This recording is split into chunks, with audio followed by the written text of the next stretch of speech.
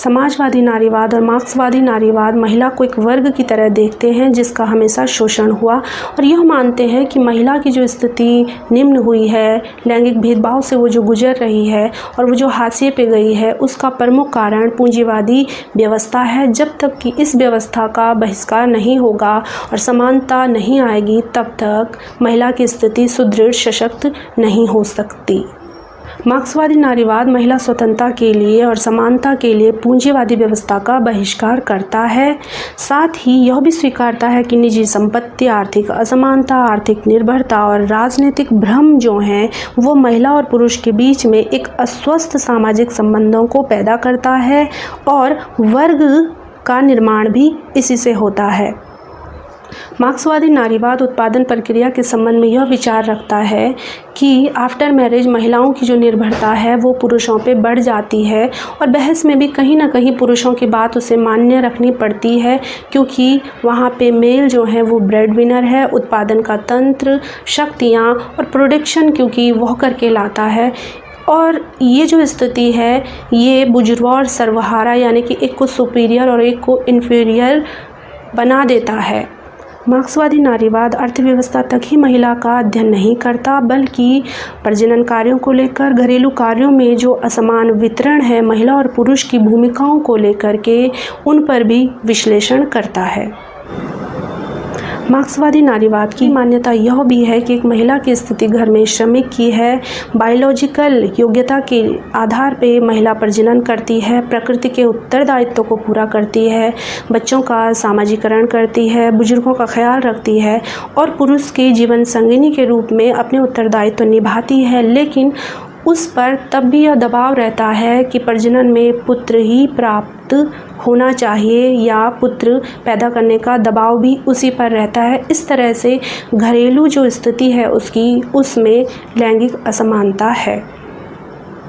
यह परिप्रेक्ष्य यह भी मानता है कि महिलाएं अपनी सृजनशीलता को, अपने कौशल को, अपनी योग्यता और अपनी स्किल को प्रजनन और घरेलू कार्यों में भूल जाती हैं, जबकि वह समाज की आर्थिक, राजनीतिक, कानूनी, शैक्षणिक और कई जो हैं संस्थाओं में उस कौशल का योगदान दे करके समाज का निर्माण करने में सक्षम हैं।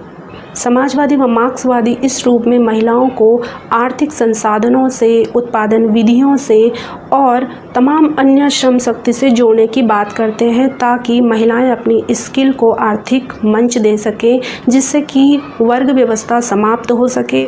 मार्क्सवादी नारीवाद सामाजिक बदलाव के लिए पूंजीवादी व्यवस्थाओं में महिलाओं की स्थिति परिवर्तन का पक्षधर है एवं इस बात पर केंद्रित है कि महिलाएं आर्थिक संस्थाओं का बढ़ चढ़कर अंग बने, तभी वर्ग समाप्त हो सकता है। एवं घरेलू महिलाओं को कामकाजी पति की श्रम मूल्य का भी अंश लेने का यह परिप्रेक्ष्य अधिकारी मानता है, अधिकारी समझता है।